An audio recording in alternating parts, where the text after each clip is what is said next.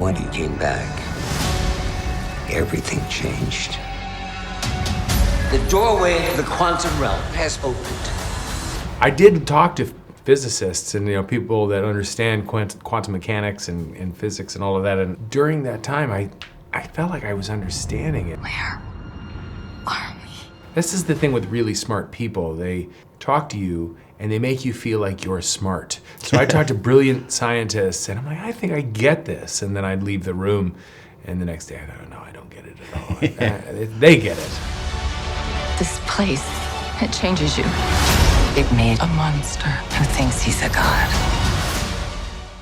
Sometimes on the day you're filming something and something just isn't working. Or maybe it is working, but you kind of think of a new idea and Marvel's pretty great because they let us kind of try all that stuff.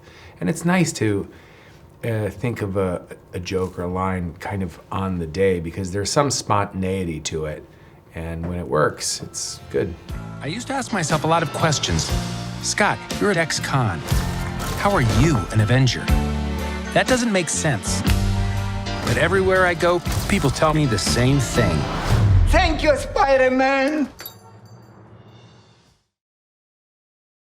I do know that Marvel has a pretty passionate fan base. I mean, people love Marvel comics and have for many decades. I think that these movies, there's something I think of just superheroes and archetypes and all that many people find entertaining. But Kevin Feige and the rest of the Marvel brass, I feel like they just know how to make them because they're fans of comics and they're fans of these characters and they want to make a movie that they would want to see.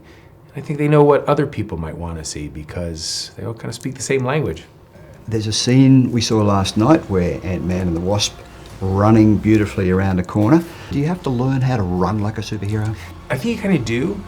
I know that I have run in other things, in other movies, and people have said, oh my, that was so funny the way you were running. and in my mind I'm thinking, I wasn't trying to be funny the way I ran. And I'm really self-conscious about it. But I think in slow motion there is a way. There are some actors that are really good. I'm not one of them. But I was very focused on how I'm going to be running. They'd show it in slow motion so it looks extra powerful. When you had all this success with the first Ant-Man, that must have changed things in all sorts of ways for you. Did it have a particular impact on your career and your life?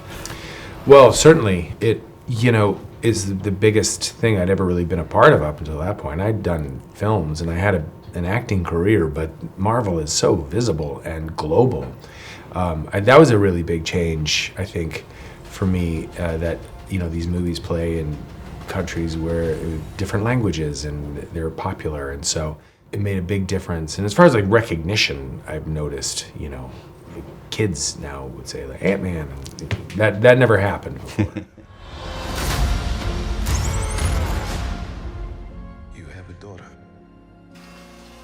But you've lost a lot of time, like me. Well, I think that they try and stay pretty true to the comics. This stuff is fairly well established in the world before these movies, and there are certainly many fans that will point out if something isn't right or doesn't track from the way it was established in 1950 or something from a comic. Ant-Man's powers are pretty set in stone, I would think. If they want to make a movie that has an interesting narrative or a new idea, they have no problem maybe coming up with something that didn't exist in the comics. But I think overall they try and retain, who these characters are. What's it gonna be? Ant-Man.